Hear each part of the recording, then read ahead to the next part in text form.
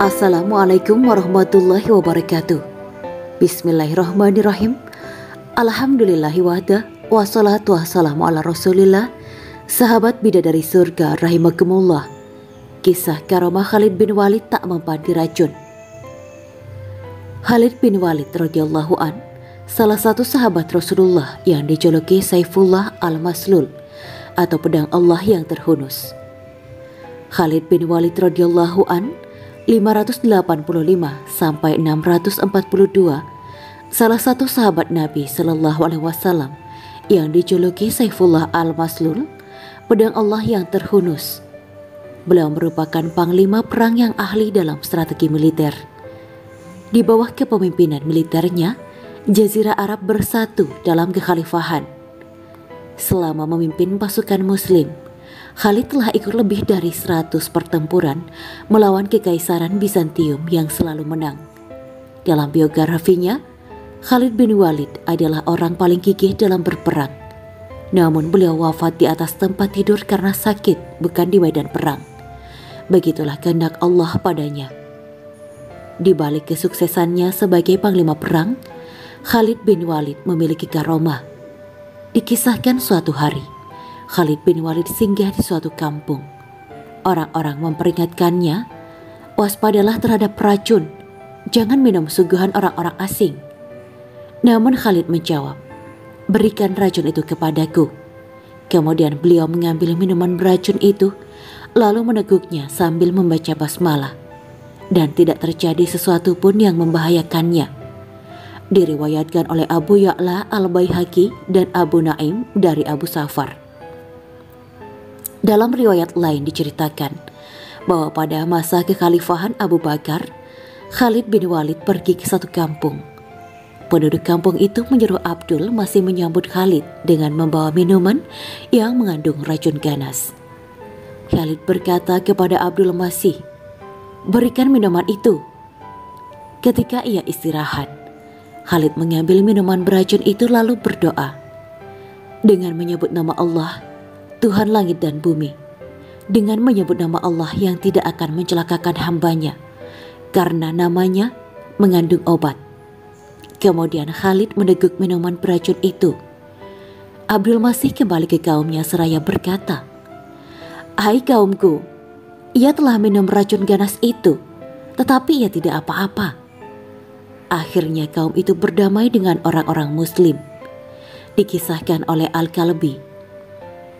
Diceritakan juga bahwa ada seorang laki-laki mendatangi Khalid dengan membawa geribah atau tempat air dari kulit unta berisi arak. Khalid lalu berdoa, ya Allah, jadikanlah arak ini madu. Lalu arak itu berubah menjadi madu. Dalam versi lain diceritakan bahwa ada seorang laki-laki melewati Khalid dengan membawa geribah berisi arak. Khalid bertanya kepadanya, apa ini? Ia menjawab, cuka. Kemudian Khalid berdoa, ya Allah, jadikan isi geribah ini cuka. Lalu orang-orang melihat geribah itu berisi cuka, padahal sebelumnya arak. Riwayat Ibnu Abi Dunya dari Khaisamah. Riwayat lain menceritakan, Khalid bin Walid mendapatkan laporan bahwa ada anggota pasukannya yang minum arak. Maka Khalid menginspeksi pasukannya. Ia menemukan seseorang membawa geribah berisi arak. Khalid bertanya, apa ini? Laki-laki itu menjawab, cuka.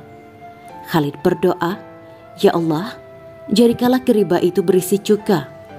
Laki-laki itu membuka geribah dan ternyata isinya telah berubah menjadi cuka. Lalu ia berujar, ini berkat doa Khalid. Diriwayatkan oleh Ibnu Sa'ad dari Maharib bin Dasar. Demikian karomah Khalid bin Walid yang diceritakan dalam banyak riwayat. Untuk diketahui, karomah adalah kemuliaan dan anugerah yang diberikan Allah Subhanahu wa Ta'ala kepada hamba yang dicintainya. Inilah doa yang diajarkan Nabi ketika Khalid bin Walid insomnia.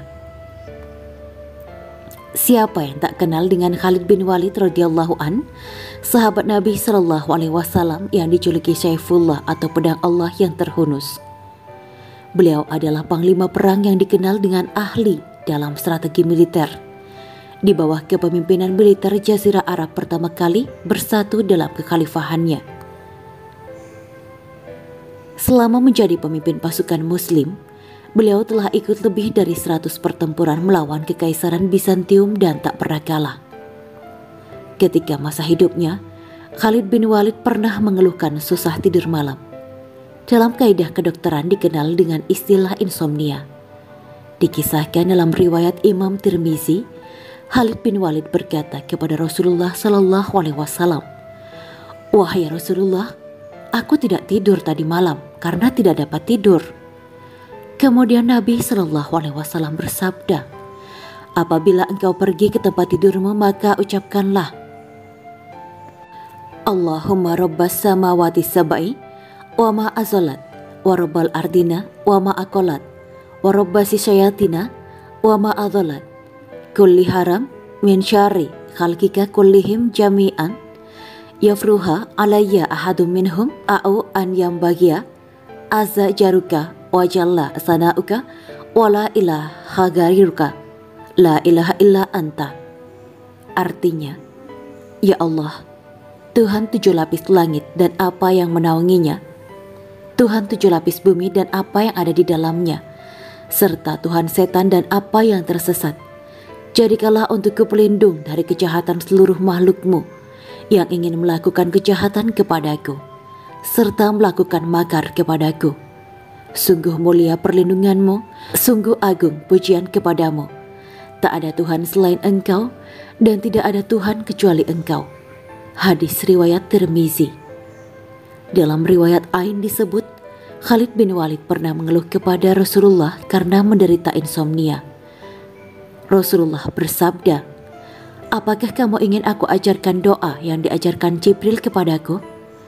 Rasulullah mengira jin ifrit mengganggu Khalid. Nabi Shallallahu Alaihi Wasallam menyuruhnya membaca, "A'udzu bikalimatillahi tammati